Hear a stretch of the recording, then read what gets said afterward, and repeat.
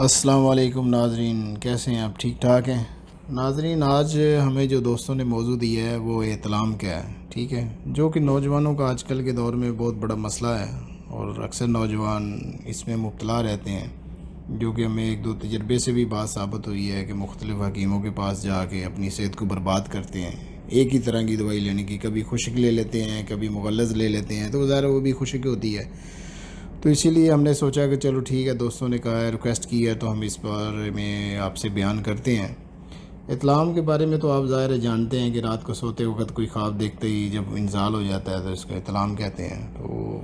ہم لوگوں نے اسے مختلف ناموں سے بیان کیا ہوا، مثلا بدخوابی، شیطان آنا خواب میں، کپڑے خراب ہونا، آج کل نوجوان اکثر اسے ٹرک الٹنا بھی کہتے ہیں۔ یہ ویسے اکثر نیند کی حالت میں ہوتا ہے۔ تو ناظرین، اگر تو یہ مہینہ میں ایک دفعہ یا دو دفعہ ہو تو یہ نارمل تصور کیا جاتا ہے۔ غیر نارمل اس وقت ہوتا ہے کہ جب دوسرے تیسرے دن جب مرض بڑھ جائے تو ہر رات اور بعض اوقات دن میں بھی خواب کی حالت میں ہو جاتا ہے، یعنی 3-4 دفعہ یا روزانہ۔ تو اس کو غیر نارمل کہتے ہیں، یعنی غیر طبی کہتے ہیں۔ اگر یہ دن کے وقت بھی ایسا ہونے لگے تو مریض یعنی کہ دوسرے درجے تک پہنچ چکا ہے۔ کبھی مرض بڑھ جانے سے کیونکہ مادہ منویہ پتلا ہو جاتا ہے اور ذرا سی تحریک سے خارج ہونا شروع ہو جاتا ہے۔ یہ صورت نقصان دہ ثابت ہو سکتی ہے، کیونکہ اس سے جو آپ کے سپرم ہوتے ہیں نا، ان کے موٹیلٹی نان موٹیل یعنی بغیر دم کے ہو جاتے ہیں۔ تو خصیوں میں ٹیسٹس میں سوزش ہونے کی وجہ سے اس کی خرابی پیدا ہونی شروع ہو جاتی ہے۔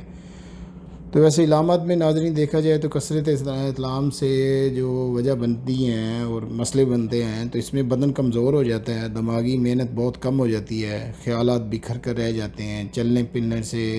پنڈلیوں میں درد، تھکاوٹ شروع ہو جاتی ہے، صبح اٹھتے ہی دقت سی محسوس کرتا ہے بندہ، ٹھیک ہے، نوجوان،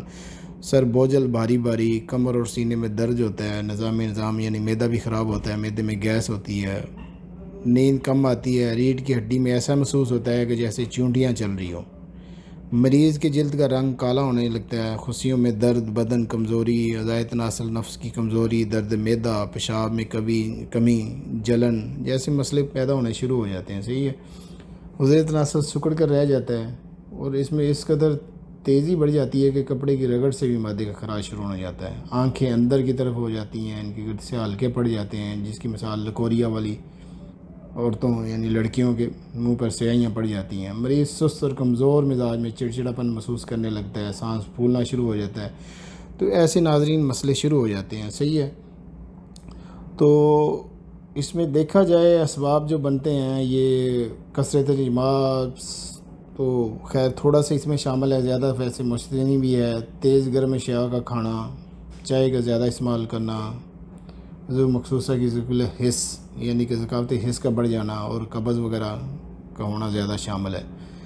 باقی اس میں سوزش بھی ہے، جنسی بے روی بھی ہے، قبض، بد ہضمی، تیزابیت ہے، سیکسی ماحول آج کل کا جیسا ہے، سونے سے پہلے پیشاب نہ کرنا، اکثر معدہ بھرا